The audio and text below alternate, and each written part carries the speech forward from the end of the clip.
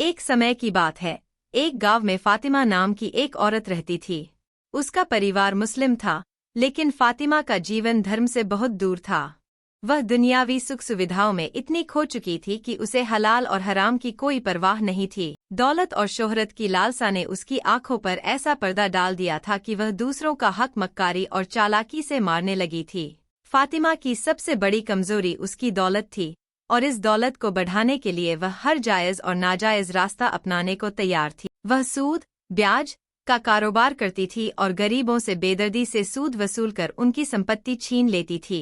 जब कोई गरीब उसके कर्ज को चुकाने में असफल होता, तो वह निर्दयता से उसका सब कुछ छीन लेती और उसे बर्बाद कर देती। फातिमा की बेईमानी और अत्याचार के बावजूद उसने कभी अपने गुनाहों पर ध्यान नहीं दिया और न ही अल्लाह के अजाब, सजा से डरी। गांव के लोग उसे समझाते कि सूद लेना और गरीबों पर जुल्म करना बड़ा गुनाह है, लेकिन वह हंसते हुए कहती, अगर अल्लाह को मेरे काम पसंद नहीं तो वह खुद मुझे सजा देगा। समय बीतता गया और फातिमा के जुल्म बढ़ते गए। एक दिन एक बूढ़ी औरत उसके पास आई और रोते हुए कहा, बेटी, मेरे बेटे ने तुमसे कर्ज लिया था और अब वह दुनिया में नहीं रहा। मेरे पास देने के लिए कुछ भी नहीं बचा है, बस यही छोटी सी झोंपड़ी है। खुदा के वास्ते इसे मत छीनो। लेकिन फातिमा ने बूढ़ी औरत की बातों पर ध्यान नहीं दिया और उसकी झोंपड़ी भी छीन ली। बूढ़ी औरत की बद्दुआ और उसकी आहें आसमान तक पहुंच गईं। उसी दिन से फातिमा की जिंदगी में अजीब घटनाएं होने लगीं। एक रात फातिमा ने ख्वाब में देखा कि वह एक घने अंधेरे जंगल में भटक रही है,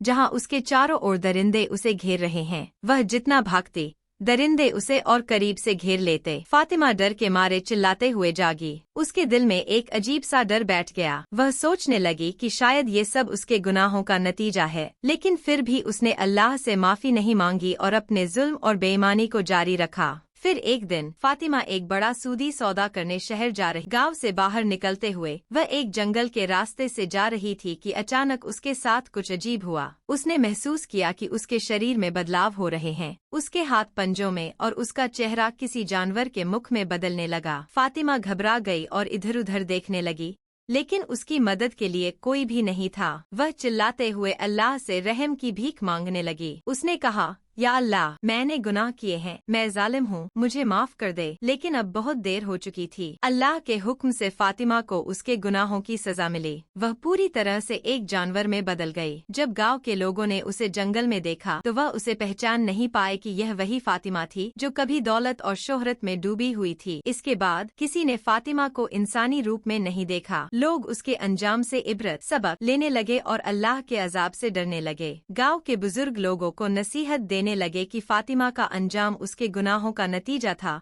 और हर मुसलमान को सूद, जुल्म और बेईमानी से बचना चाहिए। यह कहानी हमें यह सबक देती है कि अल्लाह की नाराजगी का अंजाम बहुत सख्त हो सकता है। अगर कोई इंसान अल्लाह के हुक्मों की परवाह नहीं करता और दूसरों पर जुल्म करता है तो उसे दुनिया में भी सजा मिल सकती है और आखिरत परलोक में भी। अल्लाह रहम करने वाला है, लेकिन जब इंसान हद से गुजर जाता है तो उसका अजाब भी आता है।